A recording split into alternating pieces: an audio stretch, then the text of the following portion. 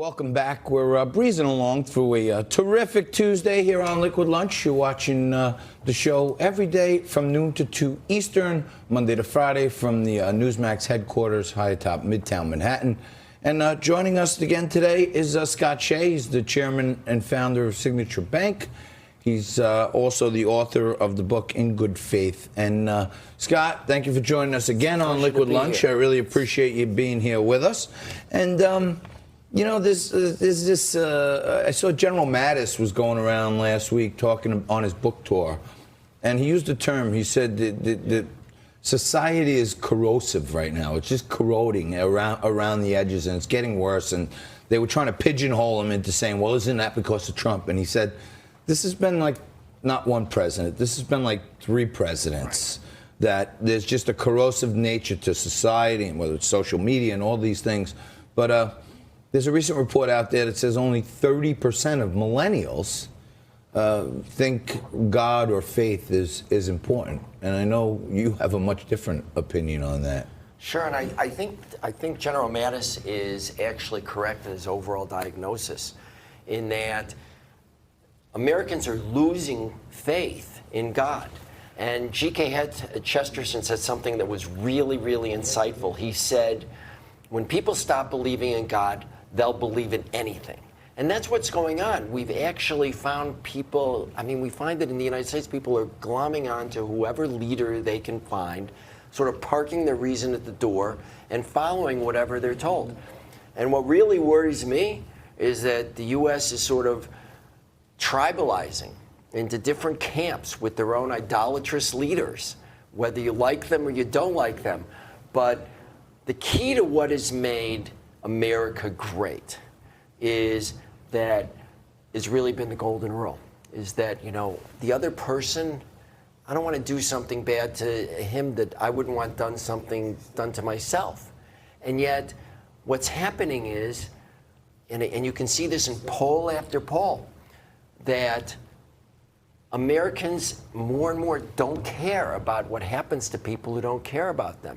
And it's all part of this bouillabaisse. We don't believe in God, so who do we believe in? We believe in ourselves. We self-deify the person, most important to us, ourselves. It's a big problem, and General Mattis is not incorrect. No, and he said something that was quite insightful. Also, he said, we're in a time now where people, like you said, they think I'm right on everything, and because I'm right on everything, you're wrong on everything, and we can't be continuing to be advanced as a civilized society when we're at that point, because like you said, it's just tribalism out there.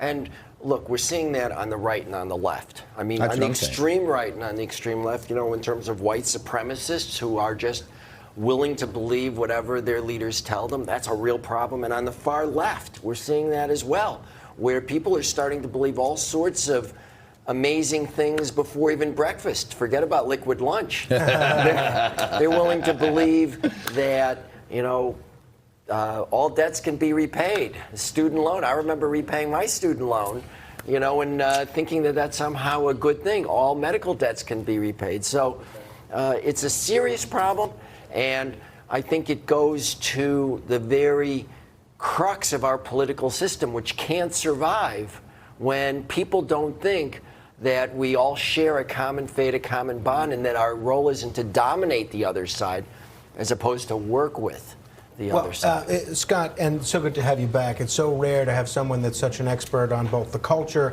on both the role faith plays in the culture and the economy and finance, and we have one in you. And those of you watching, some Angel Gotti just wrote in wondering if Liquid Lunch is live. It is indeed live, and this is a real gray patch in my hair. This guy has given me many more gray hairs. But Scott, I want to ask you about a poll that came out recently, and it shows that about 30% of millennials and Gen Zers think that belief in God is important. Does that mean that the remainder don't believe in God, or they don't think that belief in God is an important factor? And what does that mean for society? Why is that cause for concern? Well, it's definitely a cause for concern. First of all, every poll and other polls, the poll that we were talking about was an ABC Wall Street Journal poll, But other polls are saying that a majority of Gen Zers and millennials just don't believe in God, period. And the problem is, again, what happens when you don't believe in God? What do you believe in? And that creates people seeking idols. I mean, look at the growth of astrology, of people believing that rocks have certain powers, of people glomming on to Wiccan and a whole bunch of other classically idolatrous and worrisome practices. But the most important thing about a monotheism, and this is what we were touching on before, is that the first thing the Bible says is we're all created with a divine spark. If you don't think that, and you think we're all just sort of heavily evolved animals, then it really changes the whole nature of the world. Look at, I don't know how many of your listeners have read Yuval Harari's *Sapiens* and *Homo Deus*. It sold 30 million copies, so lots of people are reading him. And basically, what he says is we are all evolved. We are all evolved animals. We're going to one day join with machines, and we're going to be ruled by Silicon Valley. I mean, he's a classic nihilist. We started but as 30 million tadpoles. people are reading him. We started as tadpoles or something. Now we're digital. Well, digital finally tadpole. came Well, on we'll be a digital tadpole. So Bill de Blasio's ahead of his time because his new campaign platform is a robot tax. I don't know if you heard about that one yet. Actually, if you want to, we can't talk about it now, but if you wanted me back, I actually wrote a piece, and when the new corporate reform, tax reform was taking place, I turned that on its head. I said that corporate taxes ought to be lower depending on the amount of employees you hire per your revenues. So rather than tax robots, let's advantage people hiring other individuals, so your tax and it worked. rate, someone else talked about this. Was that Rand Paul or something? Someone Well, maybe was got it talking from me about 'cause I co-authored tying, this op-ed corporate piece. tax rate to the amount of job growth you Yes. have. And if you're hiring people and you're growing, then you pay less corporate tax, so you could redeploy those assets Let's to hiring encourage humans, that. right? Yes, let's Since encourage John that. brings up politics, let's talk about the role that the economy is playing in the upcoming election. There's a lot of people predicting a recession, a lot of economists. There's a lot of Democratic pundits praying for a recession, even the ones that don't believe in God. And we're wondering if there is a recession, what does that do come 2020? And what does all this recession watch hysteria mean for the political climate, both in the primaries and the general? Okay, so that's a really important question. Here's why I think, by the way, Democrats rightly recognize that the Democratic nomination is extremely valuable this year. So far, we don't have a trade deal with China. China is looking at an election not that long ago, and Xi Jinping recognizes that he doesn't have to worry about protesters or an opposition party. He can take a recession in China, and he may be correct in thinking that if he takes a recession in China, it'll cause a recession here.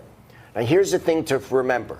In the last 120 years, every time there has been an election in the United States for president and there has been a recession, the incumbent loses. Every single time. Most recently, Jimmy Carter and Gerald Ford. So that means that essentially whoever President Trump's opponent is with the Democratic nomination next year will win if we get a recession. I mean, So that's that mathematically by the odds. I mean, I'm a contrarian, so I would say even if we do have a recession, it could be the one in 120 years. But it makes the Democratic nomination extremely valuable this year, and it also gives an impulse on parts of the Democratic Party to have the most left candidate that one can, because again, the odds are better this coming year, if we're in a recession, of actually putting in a George McGovern or someone who is at the fringes of the party. So I think it's an important election. Well, now it's not only Bill Weld and Mark Sanford and Joe Walsh. Apparently McGovern's back in the race, too. I want to thank Scott Shay for joining us. He's the CEO and founder of Signature Bank, and he's one of the most learned guests we have on our show on many things. Thank you very much, Scott. It's always a pleasure to be here. Great having you on Liquid Lunch. Great having you right there. Stay there, sit back, put the recliner up. We'll take a quick break and come back right after this. Okay. Liquid Lunch Live is brought to you by Question Tequila.